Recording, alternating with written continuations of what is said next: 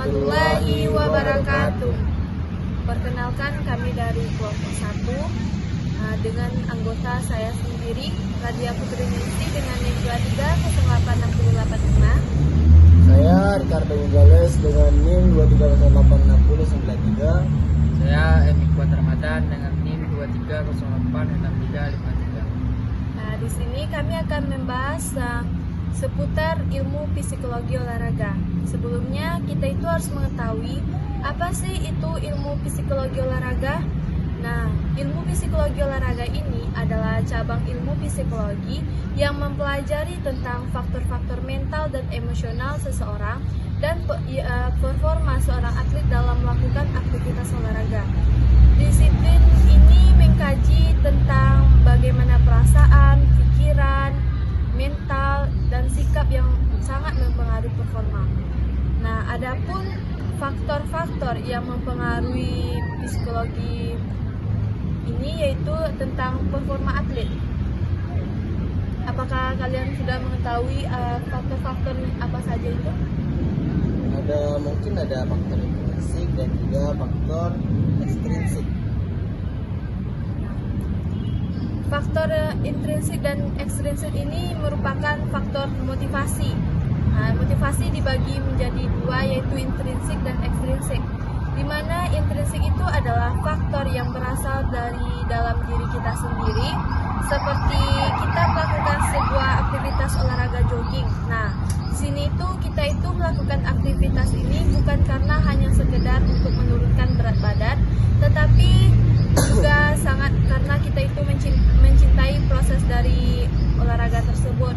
Sedangkan faktor ekstrinsik yaitu faktor yang berasal dari luar diri kita, seperti teman yang memotivasi saat kita melakukan sebuah pertandingan dengan kata-kata yang dikeluarkan teman kita itu seperti, wah kamu itu pasti bisa dan semangat, semoga menang ya. Itu merupakan faktor ekstrinsik. Nah, sedangkan ada juga faktor kecemasan dan stres. Kecemasan itu pasti timbul apabila sebelum maupun setelah, bahkan saat kita melakukan sebuah pertandingan pasti ada merasa kecemasannya ya. Nah, di sini itu kita bisa mengurangi rasa cemas itu dengan cara melakukan relaksasi. Nah, di relaksasi ini adalah di mana keadaan diri kita merasa tenang dan terbebas dari semua halangan pikiran. Nah, relaksasi ini bermanfaat untuk tubuh kita juga dan juga menjaga pola tidur. Selain relaksasi itu apa aja lagi untuk mengatur konsentrasi? Nah, selain relaksasi, kita itu bisa melakukan sebuah sebuah pemanasan. Nah, pemanasan itu kan dilakukan sebelum kita mulai pertandingan ya. Nah, di situ juga kita itu harus menghilangkan sebuah pikiran negatif dari diri kita. Seperti pasti dalam sebuah pertandingan itu ada yang berpikir, wah lawannya ini hebat nih, pasti kita kalah. Nah, pikiran yang seperti itu harus kita buangkan dalam suatu pertandingan. Kita itu harus mengubah mindset dari pikiran seperti itu menjadi, wah harus bisa nih melihat lawan yang tenaganya yang kuat atau bahkan hebat. Justru dari situ kita itu harus termotivasi agar lebih giat lagi untuk melakukan dari latihannya, dalam perlombaannya. Ada lagi? Kalau Tentang juga. Jadi ini juga seorang atlet ini kan ada yang merasa trauma jika tinggal dalam kompetisi. Nah, salah satunya untuk membangkitkan trauma, menghilangkan trauma itu gimana ya? Nah, pasti dalam seseorang itu memiliki trauma dalam bidang olahraganya masing-masing kan. Nah, contohnya kita ambil dari olahraga renang. Pasti setiap orang itu atau setiap anak pasti memiliki rasa trauma dengan air. Nah, trauma ini pasti ada sebab dan akibatnya kan. Nah, misalnya sebabnya itu dia takut renang itu karena dia pernah tenggelam atau apa, akibatnya dia itu menjadi trauma.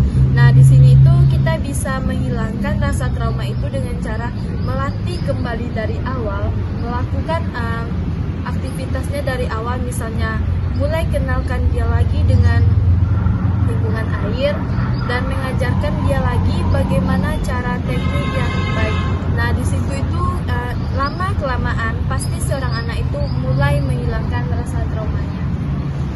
Jadi kembali lagi kepada diri anak tersebut, apakah dia mau untuk menghilangkan traumanya apa enggak. Karena pasti susah kan kalau kita sendiri yang sebagai pelatih itu menghilangkan rasa trauma anak, sementara anak itu tidak mau untuk menghilangkan rasa traumanya. Nah itu kembali lagi ke diri anak itu. Yakinkan anak tersebut terlebih dahulu apakah dia benar-benar mau untuk menghilangkan rasa traumanya atau enggak. Ada lagi? Mungkin ya dari nyemak ke konsentrasi yang dijelaskan oleh Kak Radia dan juga Kuat. Mungkin di sini saya akan sedikit menjelaskan mengenai teknik-teknik.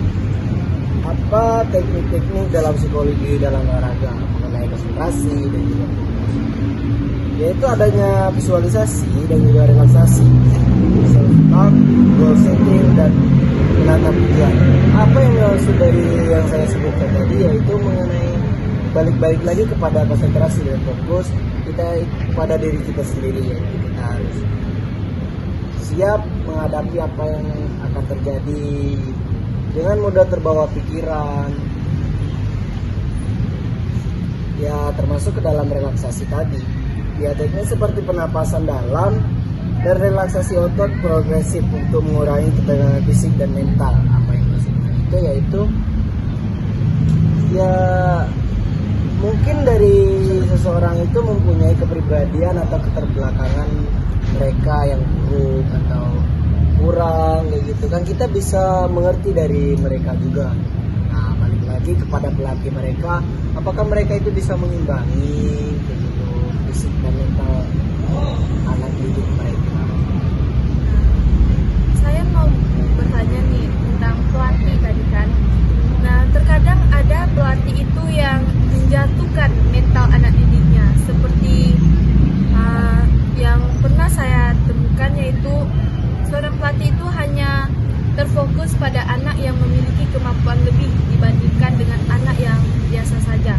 Nah di situ kan bisa menjatuhkan mental anak ya. Nah, dia berpikir wah pelatih ini cuman terfokus pada ini karena dia itu pandai. Nah itu bagaimana sih cara mengatasi hal-hal yang seperti itu? Ya mungkin yang kayak gitu tuh termasuk ya bisa dibilang tergolong ke dalam pelatih yang tidak profesional lah ya, karena bisa menilai orang itu karena dari kemampuan saja gitu.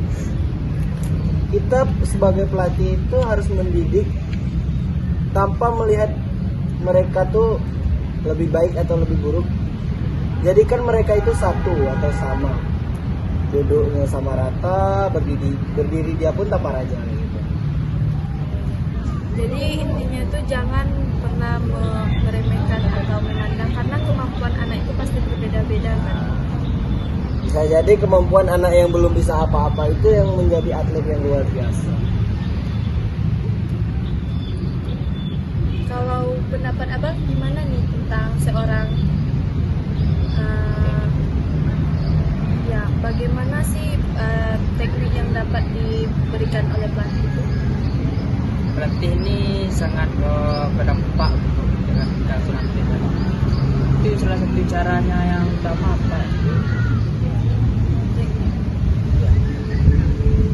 Teknik yang harus bisa dilakukan oleh pelatih itu seperti dilihat dari teknik latihannya itu bagaimana. Kita sebagai seorang pelatih itu jangan hanya melakukan atau memberikan latihan kepada peserta didiknya dengan itu saja. Karena kalau dilakukan dengan latihan yang sama itu pasti menimbulkan kebosanan pada anak didik. Nah, di sini peran pelatih itu harus mampu memodifikasi cara latihannya. Misalnya dimulai dari push up misalnya kan. Nah, kita itu harus bisa memodifikasi teknik dari push up itu supaya anak-anak tersebut tidak merasa bosan dalam latihan. Nah, mungkin hanya itu